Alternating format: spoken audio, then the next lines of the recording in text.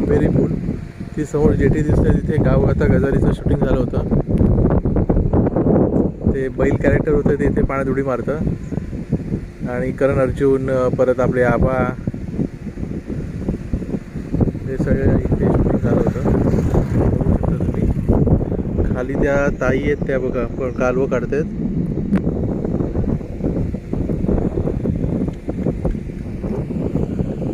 इथे बोटी आहे सगळ्या. आणि ह्या बघा हा टुवर्ड्स मुंबई आणि हा आहे आपला देवगडला जाणारा रस्ता.